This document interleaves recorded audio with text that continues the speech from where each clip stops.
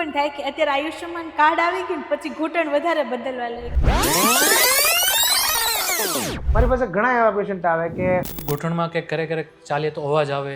But for me what is important કે નહીં, જો એનું આ જ વેટ રહેશે તો ભગવાને આપેલો ઘૂંટણ એનો 40-50 વર્ષમાં ઘસાય. ખાની શરૂઆત કેમ અને કેવી રીતે થતી હોય છે? કે ને અરે આવ્યો છે તો ના સુકાર પાડ. મેં તને 3 વર્ષ પહેલા આવડો જોયો હતો. નાની એજમાં પણ ઘૂંટણનો દુખાવો જોવા મળે તો આના પાછળનું શું રીઝન હોય શકે?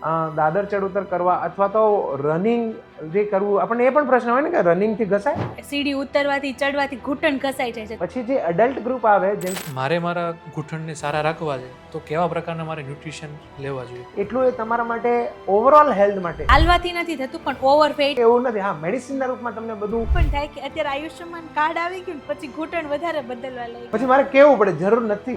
આર્થરાઇટિસ વર્ડ શું છે? આ એક એજિંગ પ્રોસેસ છે. ચામડીમાં કરચલીઓ પડશે.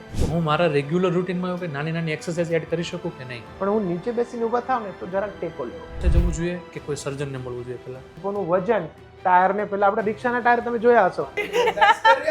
ચાલવું એ એક એક્સરસાઇઝ છે. ચાલવું માત્ર એક્સરસાઇઝ કમ્પ્લેન કરતી હોય બધા પ્રોબ્લેમ અમારે, તમારે કાંઈ નહીં. એ યોગ્ય દર્દી માટે વરદાન રૂપ છે. એવું ને ત્યાર પછી મને ખાલી એ જ હતું કે નીનું રિપ્લેસમેન્ટ માટે હું તમારા ઘૂંટણનો દુખાવો સદંતર બંધ કરું. થાય છે ને, ની રિપ્લેસમેન્ટ કરે તો પછી એમને નહોતું જ કરાવવું પણ એમનું પ્રોબ્લેમ ને એવું હતું તેવું કીધું કે ની રિપ્લેસ કરાવો છે.